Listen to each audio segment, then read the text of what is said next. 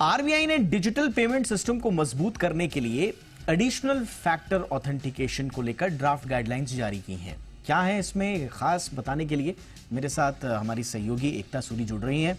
एकता, क्या है इस ड्राफ्ट गाइडलाइंस में? जी बिल्कुल दीपक, जिस तरह से डिजिटल पेमेंट सिस्टम इवॉल्व हो रहा है और जिस तरह से एसएमएस के जरिए ही फ्रॉड हो रहे हैं कि लोग फोन जो है वो खुद अपने कंट्रोल में कर लेते हैं, फ्रॉड आपको ओटीपी भेजते हैं, तो ओटीपी से आगे बढ़कर रिजर्व बैंक ने एक एडिशनल फैक्टर ऑथेंटिकेशन का ये जो एक नया ड्राफ्ट निकाला है और जिसमें हर एक पेमेंट सिस्टम में जो पार्टिसिपेंट्स हैं, बैंक्स हो गए, एनबीएफसीज हो गए, उनको ये फॉलो करने को कहा है। इसमें ये कहा गया है कि आप एक ऐसा डायनेमिक ऑथेंटिकेशन लेकर आए जो कि एसएमएस से एक कदम आगे हो।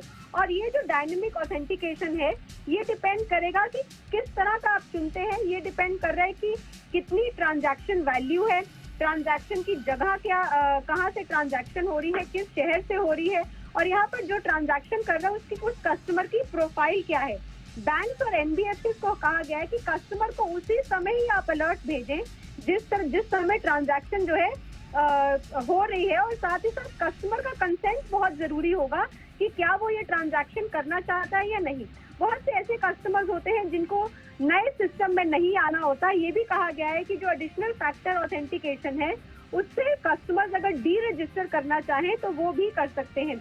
यहाँ पर जो इश्यूअर है जैसे कि बैंक्स हो गए या एनबीएफसी हो गए, ये उनकी रिस्पॉन्सिबिलिटी होगी कि वो इतना एक रोबस्ट जो है वो टेक लेकर आए, टेक्नोलॉजी लेकर आए, जिससे कि एडिशनल फैक्टर ऑथेंटिकेशन हो और किसी एक पेमेंट सिस्टम प्रोवाइडर या किसी एक टेक प्रोवाइडर के साथ वो टाई अप नहीं कर सकते बैंक, ताकि उनकी जो लिमिट्स है वो लिमिटेशन हो जाए कि इससे ज्यादा वो नहीं कर पाएंगे। और अगर वो अपने मल्टीपल ऑपरेटर्स के साथ ये थी डिटेल्स ड्राफ्ट गाइडलाइंस की जो एकता सूरी दे रही थी।